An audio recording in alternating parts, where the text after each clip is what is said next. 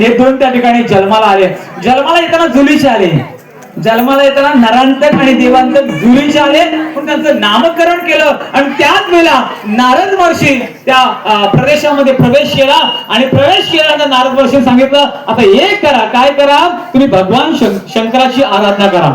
तर सगळ्यात त्या ठिकाणी बाबांनो एकदम आपल्या भाषेमध्ये म्हणत आलं, सगळ्यात भोळा देव कोणता आहे?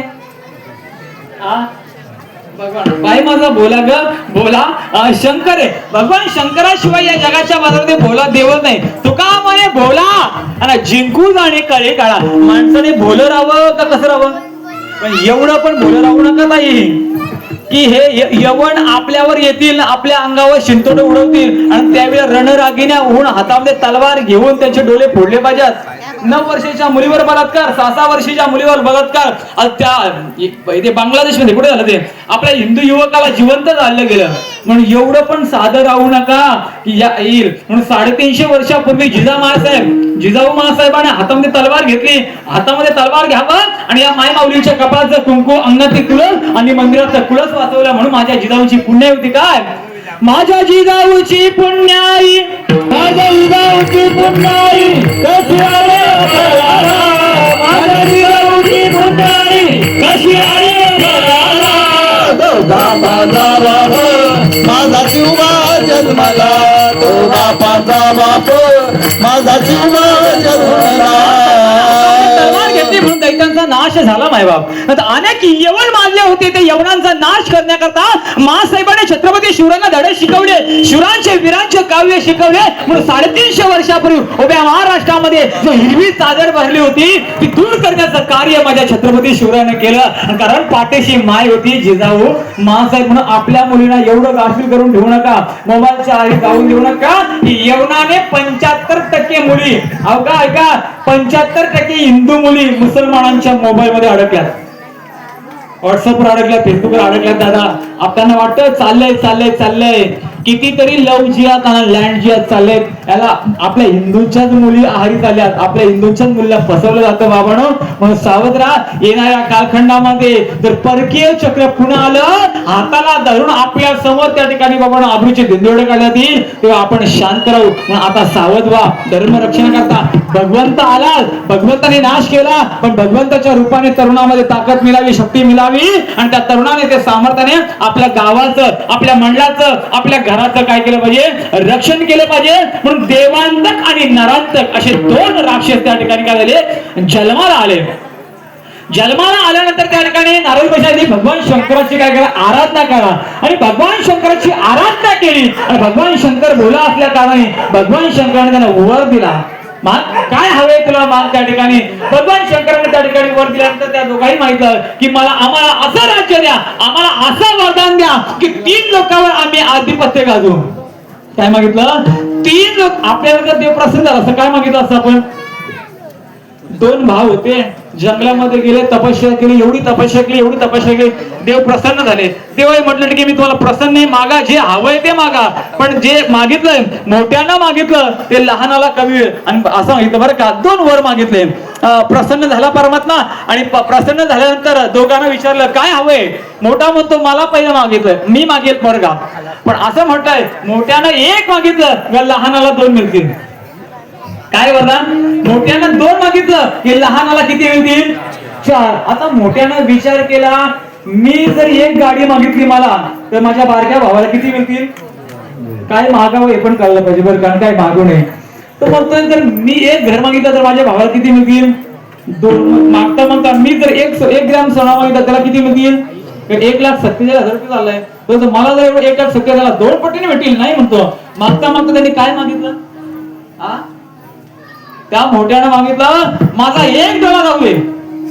बारक्याचे किती जातील? काय मागितलं? काय मागावं हे सुद्धा माणसाला कळायला म्हणजे आपल्या मागणीतून आपल्या भावाचं नुकसान झालं तरी चालेल, पण त्याला दोन भेटून हे आपली मागणी, संतांची मागणी चांगली होती.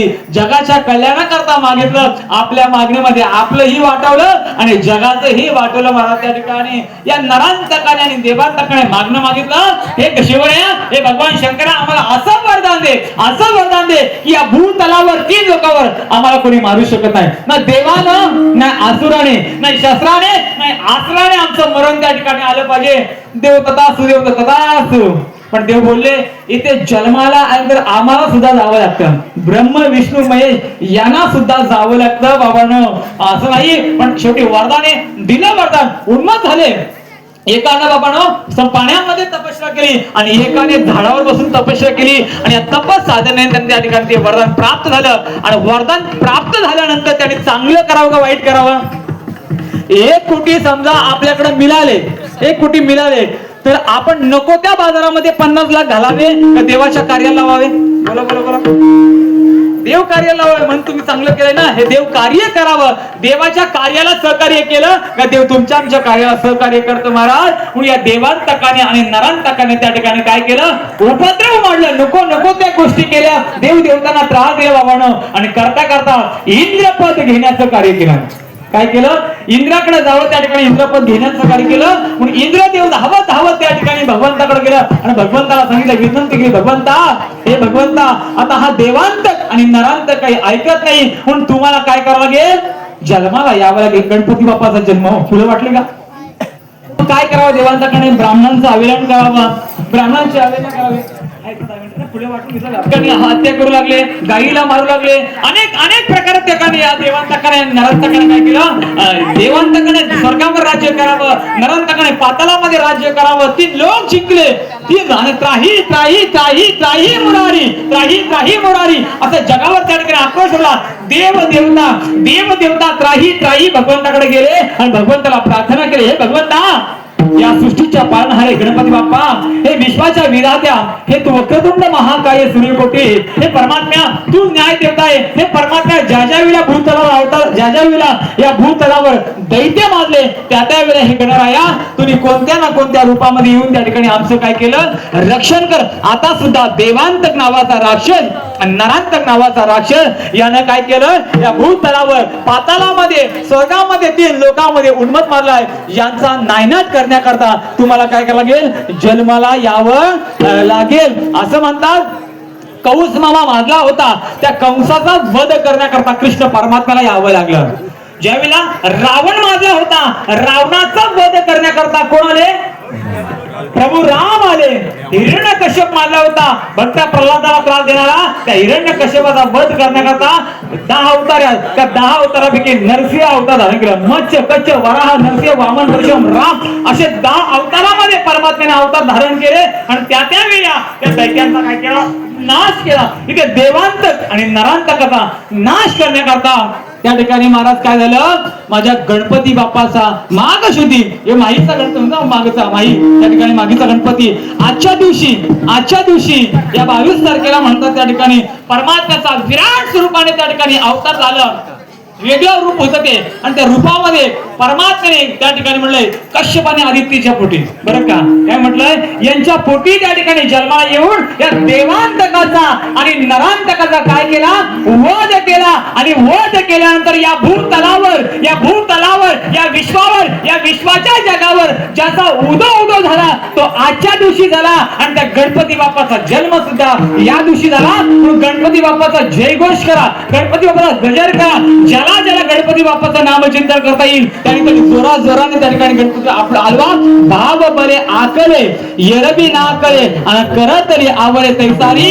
जेवढा गणपती बाप्पाचा अंत करून भजन करा तेवढा गणपती बाप्पा तुमच्या आमच्यावर काय करेल? कृपा करेल. म्हणून सर्वांनी भजन करायचं, सर्वांना फुलं वाटा आणि गणपती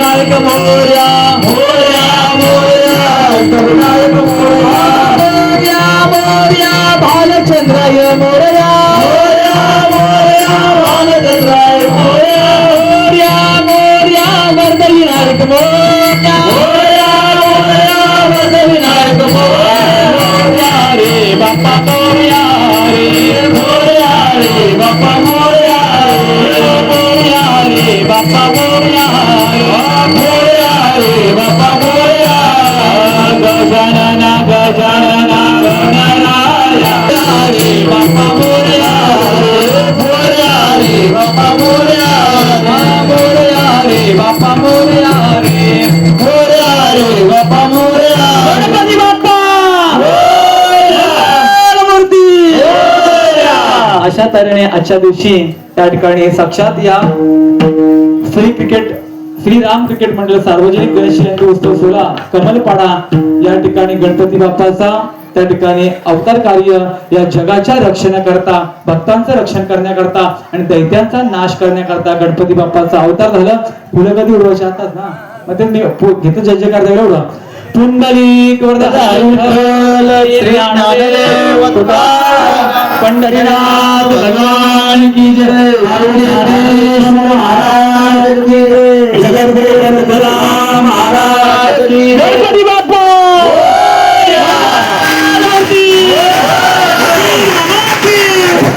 ईश्वर